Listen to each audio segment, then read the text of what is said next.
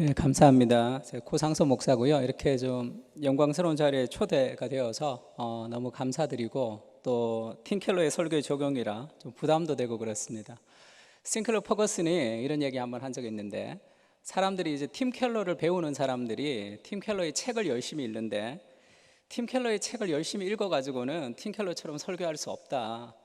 팀켈러가 읽었던 책을 읽어야지, 그러니까 내가 팀켈러가 되어야지 팀켈러처럼 설교할 수 있는 거지, 팀켈러의 쓴 책을 읽어서는 팀켈러처럼 될 수 없다, 이런 얘기를 했습니다. 그래서 제가 팀켈러의 책도 잘 지금 소화를 못하고 있고, 팀켈러 읽었던 책도 이제 겨우겨우 따라가고 있어서 설교의 적용이라는 게 좀 부담스러운데, 좀 저 같은 사람도 이렇게 열심히 팀켈러를 좀 따라가고 있으니까 나도 할 수 있겠구나라는 그런 좀 자신감을 좀 가지는 시간이 되었으면 좋겠습니다. PPT를 잠깐 준비했는데요, 제가 팀켈러 목사님을 통해서 배운 것들 중에 하나가 이 설교자의 자세, 첫 번째는 이제 복음적 겸손인데요, 저희가 뭐 개혁주의자들 따뜻한 개혁주의가 되어야 된다 이런 얘기를 많이 하는데, 복음이라는 것은 행위로 구원을 얻은 것이 아니라 은혜로 구원을 얻었기 때문에 예수 믿지 않는 사람들 중에도 나보다도 윤리적으로 탁월하고 더 훌륭한 사람들이 있다는 것을 전제하는 거죠.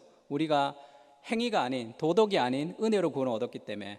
그래서 복음으로 구원을 얻은, 은혜의 구원을 받은 사람은 자연스럽게 겸손할 수밖에 없는 거죠. 내가 겸손해져야 되겠다고 노력하는 게 아니라 은혜의 구원은, 그래서 팀켈러 목사님이 자기가 뉴욕에서 개척하면서 제일 큰 실수가 이 리디머 교회가 뉴욕을 도와줄 수 있다고 생각했던 게 가장 큰 실수였다. 우리는 뉴욕으로부터 배워야 된다는 거죠. 내가 복음을 가지고 있는 사람은 더 우월하다고 생각했던 그것이 잘못된, 복음의 잘못된 가치였다, 이렇게 얘기했습니다. 그래서 복음을 갖고 있는 그 겸손, 그래서 이게 설교에는 어떻게 영향을 주느냐 하면요, 제가 팀켈러를 공부하는 많은 목회자들을 만나서 이제 특징들이 있는데, 팀켈러 목사님을 만날 때 사람들이 복음에 감격합니다. 정말 복음의 은혜, 내가 목사지만 복음이 몰랐구나, 이렇게 고백을 하는데, 그 복음이 또 어떻게 연결되냐면, 한국교회 목사님들은 복음을 몰라. 내가 복음을 아는 그 감격이 다른 사람을 향한 비판으로 이렇게 일어나는 경우를 굉장히 많이 봤습니다. 그거는 복음의 은혜가 비복음적 행위로 드러나는 거죠. 결국 그런 복음이 정말로 우리의 삶 가운데 뿌리 깊이 내리면 그것이 이제 인격적 겸손으로 나타나야 되는 것인데, 또 다른 교만으로 나타나는 현상들도 많이 봤습니다. 저도 그랬고요. 개혁주의자들을 향해서 우리가 따뜻한 개혁주의자가 되어야 된다는 것도 그런 일들이 아닌가. 개혁주의라는 그 위대하신 하나님의 영광에 대한 감격과 그 은혜의 그런 이 폭발력 있는 하나님의 은혜에 대한 그런 깨달음이 이제 또 다른 사람을 향한 비판으로 나간다면, 그거는 복음이 우리를 교만하게 하는 그런 또 다른 올무에 걸리지 않나, 이렇게 생각합니다. 그래서 그 복음적 겸손이 설교자에게 어떤 영향을 주느냐 하면, 우리가 이제 설교학 시간에 배우는 거, 텍스트의 중요성을 배우는 거죠. 그리고 이제 어떻게 전달할 것인가에 대한 컨텍스트의 중요성도 배웁니다. 그래서 성경과 그 다음에 상황에 대해서 배우는데, 팀켈러는 그보다 더 중요한 것이 설교자의 마음 속에 있는 서브텍스트라는 얘기를 해요. 그것은 설교자의 내면이죠. 그의 내면이 정말로 복음의 감격으로, 복음의 겸손으로 그가 바뀌지 않으면, 복음에 대해서 설교하지만 우리 교회는 특별해라는 것을 사람들에게 인식시켜 줄 수도 있겠죠. 그 내부 강화의 서브텍스트라고 얘기합니다. 그래서 그 교회 출신이 다른 교회 가면 잘 적응하지 못하는, 그리고 이제 성경에 이제 침착해서 굉장히 원어 공부를 많이 하고 성경 공부를 열심히 하는 목회자들은 이 성경의 진리가 너무 대단하지 않나요? 그런 어떤 지적인 어떤 교만이 일어날 수도 있습니다.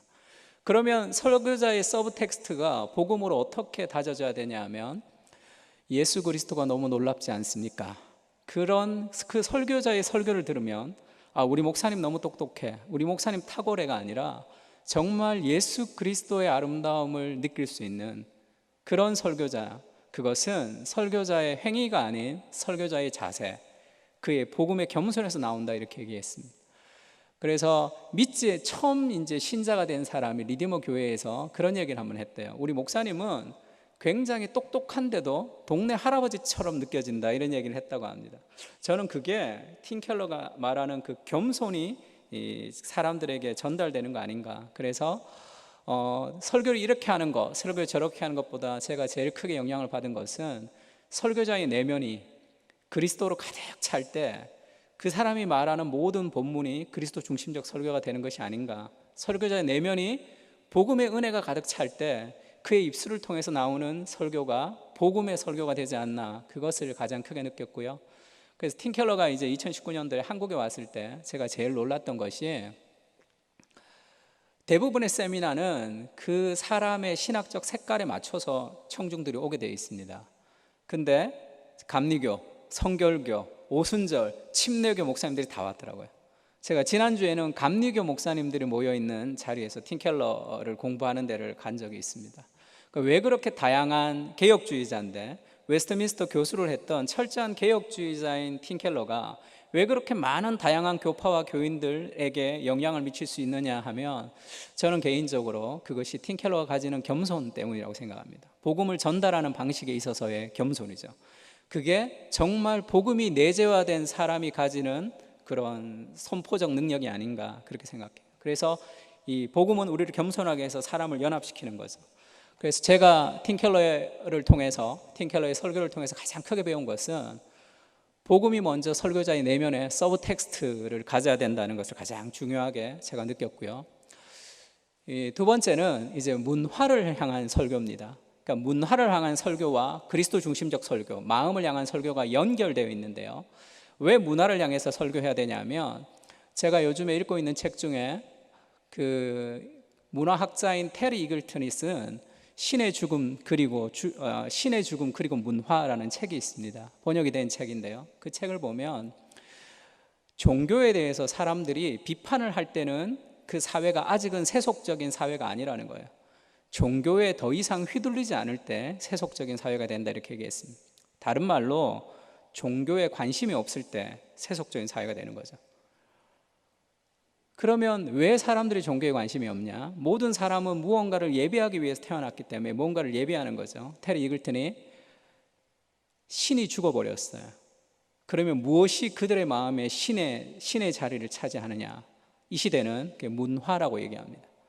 그래서 우리가 문화에 대해서, 문화적 내러티브라고 그러죠. 문화에 대해서 그 모순을 드러내지 않으면 사람들이 복음을 잘 받아들이기가 쉽지가 않은 거죠. 그래서 문화의 내러티브를 드러내어서 그 사람 안에 있는 우상을 드러내고, 그 다음에 그리스도 중심적 설교를 통해서 그리스도의 아름다움을 그 사람 마음에 심는 것, 그것이 팀 켈러가 말하는 복음의 그 어떤 틀이고요. 근데 이것이 왜 그렇게 중요하냐면, 레슬리 유비긴이 다운지 사회에서 복음이라는 책에서 그렇게 얘기했습니다. 레슬리 유비긴이 영국이 부흥할 당시에 인도 선교로 나갔어요. 그리고 나서 선교를 하고 다시 영국으로 돌아왔더니 영국 교회가 굉장히 쇠퇴하고 있었습니다. 그러니까 이전에 부흥했을 때와 쇠퇴했을 때 복음이라는 것은 똑같아요. 근데 왜 교회는 쇠퇴하고 있느냐? 자기가 인도에 갔을 때랑 비슷한 현상을 경험했는데 영국이 이교도의 사회가 되고 있다는 것을 알았어요. 근데 교회는 그걸 따라가지 못했던 거죠. 왜냐하면 사람들의 생각 속에 문화가 신이 되었는데, 계몽주의가 들어오면서 계몽주의 이성의 탁월함을 가지고 종교를 이성 밑에 두고 판단하는 시대가 됐습니다. 그때는 복음을 계속 전하는 것보다, 복음이 없어서 영국 교회가 쇠퇴한 것이 아니라 문화에 도전하지 못했기 때문이라, 이렇게 얘기합니다. 사람들은 성경을 듣고 복음을 들어도 그것이 계몽주의 이성보다 못하다라고 생각을 하고 있으면 복음이 잘 들리지 않는 거죠. 그래서 복음을 복음되게 하기 위해서 필요한 것은 계몽주의 이성의 허망함을 드러내주는 과정, 그래서 그 사람들이 생각하고 있는 신념이 잘못되었다는 걸 깨트려주는 과정이 필요하다는 거죠. 그래서 문화를 평가하고 문화를 도전하는 것은 그리스도 중심적 설교와 동떨어진 어떤 접촉점이 아니라 반드시 필요한 과정이다. 특히 오늘날의 포스트 모던 시대에는 더 필요하다 얘기합니다. 우리도 얼마 전에 갤럽 조사에서 교회를 나오지 않는 59%가 왜 교회에 나오지 않느냐 그랬더니 관심이 없다, 그렇게 응답했죠. 우리나라 사회도 이제 복음을 전하는 것, 복음을 외치는 것보다 더 우리가 우선시해야 되는 것은 그 복음을 전달하는 방식, 그게 사람들 안에 있는 신념의 우상을 드러내주는 과정이 없이 복음을 전파하는 것은 그것은 무딘 연장을 갈지 않고 힘이 더 드는 작업이 될 수도 있다, 그렇게 생각합니다. 그래서 문화의 중요성을 제가 배웠는데요, 팀 켈러가 이런 얘기를 했습니다. 우리는 세속 문화의 내러티브를 평가하면서 동시에 도전하는 방식으로 복음을 제시해야 된다는 거죠. 그래서 크리티컬 인조이먼트라는 얘기를 하는데요, 비판적 향유죠. 문화 안에서의 좋은 것을 우리가 받아들여야 되고, 또 그 문화 안에서 잘못된 것을 우리가 도전해야 되고, 그리고 그 문화 안에서 우리가 세례를 줘서 바꿔야 될 것을 바꾸는 과정을 설교자가 설교를 통해서 알려주어야지 성도들이 내가 이렇게 살고 있는 게 저래서 그렇구나라는 것을 깨닫는다는 거죠. 성도들에게 물으면 당신이 어떤 문화에 어떤 영향을 받았습니까? 물으면 모르죠. 어떤 문화에 어떤 영향을 받았는지를 잘 모르고 이 시대 속에서 살아가고 있습니다. 그것을 깨트려주는 작업, 그것이 필요하다고 얘기하고, 그것은 단순히 문화적인 얘기를 하는 것이 아니라 그것은 성경에서부터 나와야 된다 얘기합니다. 성경은 인간의 문제에 해답을 줄 뿐 아니라 인간의 문제가 무엇인지도 성경이 가르쳐 준다는 거죠. 그래서 이 시대만 자꾸 분석해야 되는 것이 아니라 성경을 통해서 인간의 본질적인 문제가 이 시대에서는 어떻게 드러나는지가, 그 시대의 인간의 문제가 이 시대의 인간의 문제와 동일하지만 드러나는 양상이 좀 다른 거죠. 그래서 성경으로부터 출발해야 된다 이렇게 얘기합니다. 제가 좋아하는 설교 중에 마이틀 로이드 존스 목사님이 이사야서 5장을 설교했던 그 진노하는 민족인가요? 그런 책에 보면 거기 이사야서 5장을 가지고 당시 영국 교회의 문제를 질타합니다. 거기에는 쾌락주의, 물질주의, 그런 개인주의가 다 드러나요. 그것이 성경 본문으로부터 나왔던 그 시대도 있었고 이 시대도 있지만 다른 양상으로 드러나는 그 문화적 우상들을 드러내는 설교죠. 그래서 단순히 문화적 내러티브를 드러내는 것은 따로 떨어진 설교가 아니라 그것은 그리스도 중심적인 설교와 연결되어 있는 이 시대에 가장 필요한 설교다 이렇게 얘기하고요. 그것은 이 반틸의 변증학을 통해서 하나님과 연결되지 않는 모든 생각은 반드시 모순이 존재하게 되어 있습니다. 그래서 그 삶의 모순을 드러내주는 과정이 이 문화를 향한 설교의 원리라고 할 수 있습니다. 그래서 기독교는 편협하다라고 생각하는 사람들도 태어나면서부터 기독교는 편협하다라고 생각하는 사람은 없어요. 그러면 그 사람이 기독교가 편협하다고 생각하는 것은 그 사람의 생각에 깔려있는 신념이 있다는 거죠. 그것은 종교는 진리는 하나가 아니야 라는 생각에, 진리가 하나라는 것은 편협해, 진리는 여러 개야 라는 생각이 있는 거예요. 그건 신념, 믿음입니다. 그것도 종교예요. 그래서 팀 켈러가 무신론도 종교죠. 유신론보다 더 큰 믿음이 필요한 거죠. 그러면 그 사람에게 그러면 당신은 진리가 하나가 아니라고 생각합니까? 그러면 그렇다고 얘기하겠죠. 그러면 당신은 진리가 하나가 아니라고 해서 기독교가 편협하다는 그 생각이 어디서부터 왔습니까? 물으면 그 사람 대답을 못하죠. 왜냐하면 어디서부터 왔는지 모르니까. 그런 것을 이제 문화적 내러티브로 이 공리라고 그러죠. 성경적 진리가 아닌 진리. 우리는 진리가 하나라는 것이 성경으로부터 왔습니다. 그래서 모두가 다 신념이 있다는 거죠. 그래서 그것을 이제 전제주의 변정이라고 반틸이 얘기했던, 우리도 하나님이 계시는 것을 증명할 수 없습니다. 우리도 전제가 있는 거죠. 두 가지 전제가 있습니다. 기독교는 하나님은 거기에 계시는 분이다, 거기에 하나님이 계시다, 거기만 계시면 안 되죠. 거기에서 우리에게 말씀하시는 분이시다라는 두 가지 전제, 그 셰퍼가 얘기했던 거기 계시며 말씀하시는 하나님이라는 이 전제가 이 기독교가 가지는 전제죠. 거기 계시며 말씀하시는 게 뭐죠? 성경이죠. 우리는 성경이 진리라는 그 삶의 기초를 가지고 그 추론을 통해서 생각하고, 믿지 않는 사람들이나 성경을 반대하는 사람들은 그들의 경험이나 그들의 삶을 통해서 어떤 철학을 정립했기 때문에 반드시 모순이 있을 수밖에 없습니다. 그것을 드러내주는 것이죠. 그래서 그리스도 중심적 설교에서 브라이언 채플이 FCF라 그러죠. The Fallen Condition Focus라고 인간의 타락한 상황을 드러내는 것, 이것을 굉장히 중요하게 생각합니다.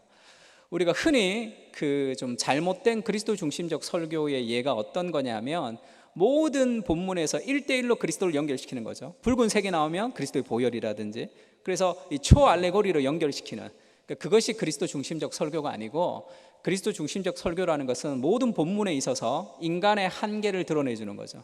인간이 할 수 없다는 인간의 한계를 드러내주고 그 대안으로서 그리스도를 초대하는 것, 그것이 그리스도 중심적 설교입니다. 그러면 인간의 한계를 드러내는 그 FCF, 인간의 타락한 상황을 드러내는 그것이 뭐냐? 그것이 문화의 내러티브의 모순을 드러내주는 거죠. 그래서 이 그리스도 중심적 설교와 문화를 향한 설교는 굉장히 밀접한 하나의 연결고리로 되어 있다라는 것을 좀 알면 좋을 것 같고요. 그래서 이제 마음의 우상을 좀 드러내주는 거죠. 그리고 나서 마음의 우상이 드러났으면 그 다음에 이제 마음을 향한 설교, 그리스도를 그 마음에 심어야 되는데, 아까 우리 김대혁 교수님도 말씀하셨지만 팀 켈러의 영향을 받은 사람 중에 이 조나단 에드워드의 영향을 받았다, 이런 말씀을 하셨습니다. 조나단 에드워드가 신앙 감정론이라는 책에서 인간은 감정이라는 이모션이 있고 정감이라는 어펙션이 있다. 신앙 감정론도 사실 신앙 정감론으로 해야 되겠죠. Religious Affection이에요, 원래 제목이. 그러니까 감정은 그 사람의 기분이 왔다 갔다 하는 것이고, 정감은 감정보다 더 깊은 인간 마음에 깊이 있는 욕망입니다.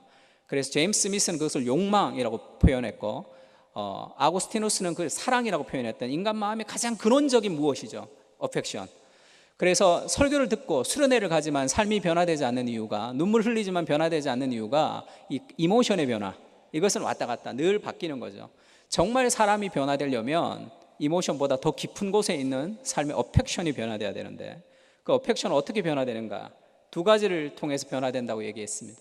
하나는 어떤 대상의 아름다움을 보거나 그 다음에 탁월함을 볼 때 그 어펙션의 변화가 일어난다는 거예요. 돈을 하나님으로 섬기는 사람은 그 돈을 아름답다고 생각해요. 돈의 아름다움에 매료된 거죠. 그래서 인간의 가장 깊은 그 욕망, 사랑, 어펙션의 변화 없이는 참된 변화가 있을 수 없습니다.